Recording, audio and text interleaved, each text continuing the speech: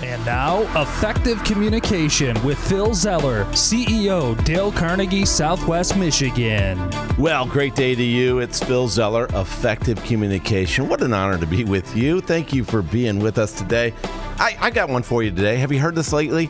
I don't know. I don't know. Have you heard that lately? When you hear that, what do? Do you cringe? Or do you get excited? Does it bring happy thoughts to your mind when somebody says to you, I don't know? It sounds like one of those 1980s teen movies, right? You know, Mr. Hand, here we come. I don't know what you're talking about. I don't know. So there I was in a family get-together recently, and one of my cousins says to me, oh, well, you should talk to Uncle Phil. He could help you out, make those decisions on where you want to go to school, what college or university. He's connected with a lot of them. He serves on a couple boards and does all this stuff with schooling and education, and he knows a lot about it. So then I turn to, of course, these two young ladies who are getting ready to think, and they're starting to do college visits at different colleges around the country, and where do they want to go to school. And so, of course, I get pulled in this conversation, and so, of course, in effective communication, you become interested, right? You've been asked to be in this conversation, and you're going to take on that challenge. So I asked these two young ladies, what is your intention? What would you like to do? What are you looking for? And that's the answer I got. I don't know.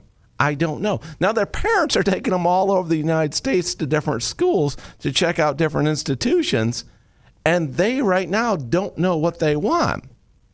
I mean, isn't that the definition of a wild goose chase? You're just going after, you're just driving all over the countryside, flying all over the place until something pops up and says, yeah, this looks kind of cool.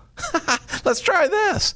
Well, we could do that. The thing about it is, and some people say, hey, that's the way to live. Just take it as it goes. Well, then there's a question of who's paying the bill, right?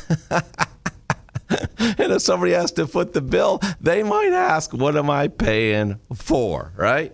So as I talked to these two young ladies, and they said, I don't know. And I said, well, as you travel around, what are you looking for in an institution? And they're like, well, we don't really know. We're just looking.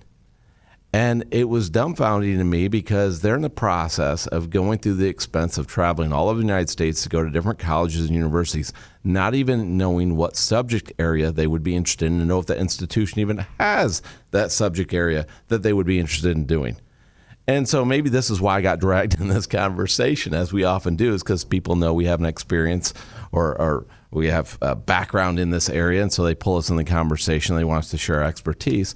So as I talked to these two young ladies, I said, well, you know, that's interesting. It's kind of cool that your parents are taking all the country, all these different places and stuff. What have you liked? What have you seen? Well, this was kind of cool. This was kind of nice. Well, what was it about that? Oh, well, they had a really nice campus and the people were friendly. That's great. And how does that relate to you? And again, I get, well, what do you mean? I don't know. How does it relate to me? I don't know. These are colleges, university. I don't know how they relate to me. And this is where you start in conversation with somebody and trying to figure out, what is it that people want? Where is happiness? You know, it's interesting because Dale Carnegie said, the person who seeks all their applause from outside has their happiness in another's keeping. How are you going to be happy if you don't know what happiness is? How are you going to know what school to go to if you don't even know what you want to study? Now, it's wishful thinking. Yeah, dumb luck. It could play out. They might fall into it. They might get lucky and just fall into a school and a program that's absolutely wonderful that just appeared. Yeah, it could happen. It has happened to some people. And some of you are saying, well, that's what happened to me. But for the most people, it's no, there's some things to take inventory on.